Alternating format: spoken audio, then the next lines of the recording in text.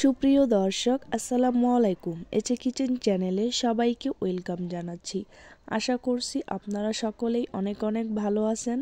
এচে kitchen চ্যানেলে আজকের আয়োজনে থাকছে ঘরে থাকা ডিম আর মুসুর ডাল দিয়ে খুব সহজে আজকে তৈরি করে দেখাবো দারুণ মজার মুসুর ডালের চচ্চড়ি। এটা খেতে খুবই ভালো লাগে ভাত, রুটি সব কিছুর সাথে।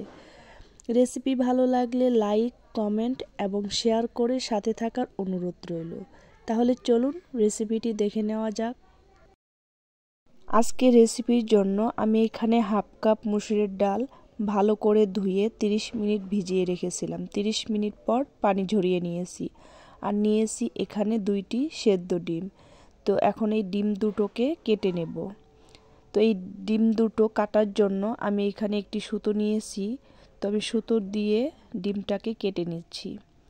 তো সুতো দিয়ে ডিম কাটলে ডিমটা খুব সুন্দর সব দিক দিয়ে সমান হয়। তো এই দেখুন আমি ডিমটা কেটে নিয়েছি। তো এভাবে করে আমি দুটো ডিমই কেটে নিচ্ছি। তো ডিমটা কাটা হয়ে গেছে। তো এই দেখুন সব দিক দিয়ে কি সুন্দর সমান হয়ে গেছে। এখানে একটি বাটি নিয়েছি। এখন এই বাটির মধ্যে ডাল নিয়ে নিলাম।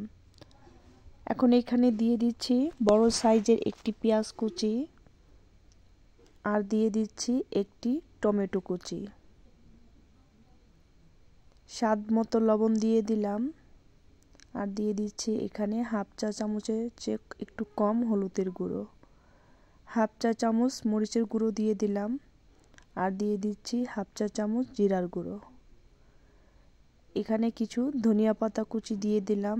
এখন এগুলো সবগুলো হাত দিয়ে ভালো করে মাখিয়ে নিচ্ছি। এখন এখানে দিয়ে দিচ্ছি 1 টেবিল চামচ সরিষার তেল। তো তেলটা দিয়ে এখন আমি আবারও ভালো করে মাখিয়ে নিচ্ছি।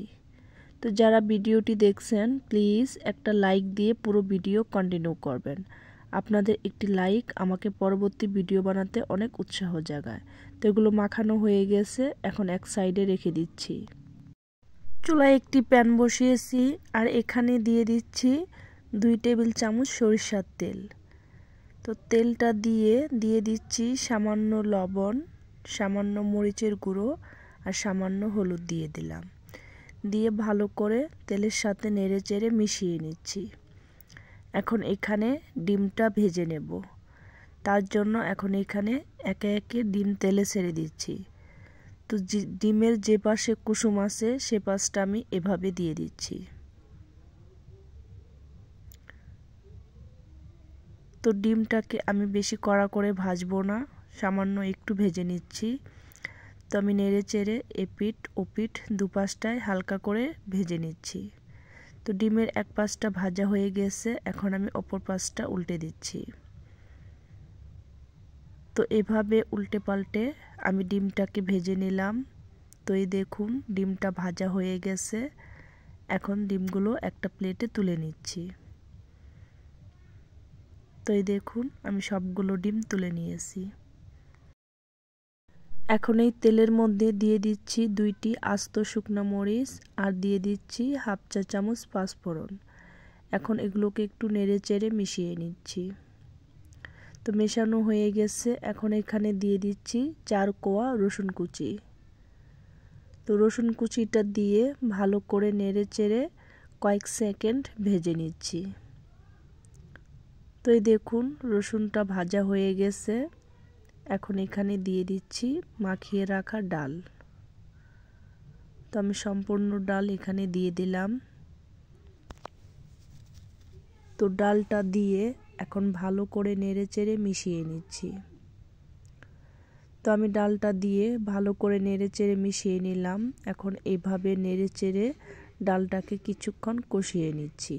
তো আমার চ্যানেলে যারা নতুন এসেছেন, ভিডিওটি যদি আপনাদের কাছে ভালো লেগে থাকে তাহলে চ্যানেলটিকে সাবস্ক্রাইব করে পাশে থাকা বেল বাটন অন করে রাখবেন, যাতে করে আমি যখনই কোনো নতুন ভিডিও আপলোড করব সাথে সাথে আপনারা নোটিফিকেশন পেয়ে যাবেন। সময় সুযোগ বুঝে ভিডিওটি দেখে নিতে পারবেন। তো এই দেখুন আমি এভাবে নেড়েচেড়ে ডালটাকে 5 মিনিট ভেজে নিলাম। তো ডালটা ভাজা হয়ে গেছে, এখন এখানে পানি দিয়ে দিচ্ছি। আমি এখানে গরম পানি দিয়ে দিলাম, মেজারমেন্ট কাপের 2 কাপ পানি দিয়ে দিলাম। তো এখানে বেশি পানি দেওয়া লাগবে না, এই 2 কাপ পানি দিয়েই ডালটা সুন্দর সেদ্ধ হয়ে যাবে। তো পানি দিয়ে আমি ভালো করে নেড়ে চেড়ে মিশিয়ে নিলাম। তো মেশানো হয়ে গেছে। এখন এখানে দিয়ে দিচ্ছি 3টি কাঁচামরিচ। আমি কাঁচামরিচের মুখগুলো একটু চিড়ে নিয়েছি, তো মরিচ 3টে দিয়ে দিলাম। দিয়ে এখন মিডিয়াম আঁচে ঢাকনা দিয়ে ঢেকে 8-10 মিনিট রান্না করে নিচ্ছি। ফিরে এলাম 10 মিনিট পর। তো আমি ঢাকনা দিয়ে ঢেকে ডালটাকে 10 মিনিট রান্না করে নিলাম। তো এখন একটু নেড়ে চেড়ে মিশিয়ে নিচ্ছি। তো দেখুন ডালটা সেদ্ধ হয়ে গেছে। ডালটা এর বেশি সেদ্ধ হলে খেতে ভালো লাগবে না। তো ভালো করে নেড়ে চেড়ে নিলাম। এখন এইখানে ভেজে রাখা ডিম দিয়ে দিচ্ছি। তো এই সময় আপনারা লবণটা চেক করে নেবেন, লবণ কম হলে এখানে লবণ দিয়ে দিবেন। তো এখন উপর দিয়ে কিছু ধনিয়া পাতা কুচি দিয়ে দিচ্ছি।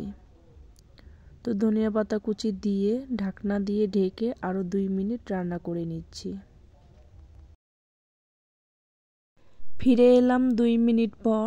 তো এই দেখুন আমার মুসুর ডালের চচ্চড়ি রান্নাটা হয়ে গেছে। তো আমি এরকম পাতলা থাকতেই চুলার থেকে নামিয়ে নেব, কারণ এই মুসুর ডালের চচ্চড়িটা ঠান্ডা হলে অনেকটাই ঘন হয়ে যাবে। তো আমি একটু নেড়ে চেড়ে মিশিয়ে নিলাম। তো ভিডিওটি কেমন লাগলো কমেন্ট করে জানাবেন। তো এখন আমি ডালটাকে চুলার থেকে নামিয়ে ঠান্ডা করে, ডালটা ঠান্ডা হলে তারপর আমি আপনাদেরকে পরিবেশন করে দেখাবো। তো এই দেখুন ডালটাকে আমি একটা প্লেটে নিয়েছি। তো ডালটা ঠান্ডা হওয়ার পর কতটা ঘন হয়ে গেছে। তো তৈরি হয়ে গেল দারুণ স্বাদের মুসুর ডালের চচ্চড়ি। তো আপনারা বাসায় একবার এভাবে রান্না করে খেয়ে দেখবেন, খুবই ভালো লাগে।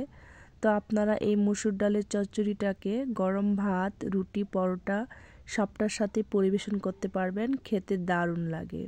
তো ধন্যবাদ সবাইকে এতক্ষণ আমার ভিডিওটি দেখার জন্য। আজকের মতো এখানেই বিদায় নিচ্ছি। আল্লাহ হাফেজ।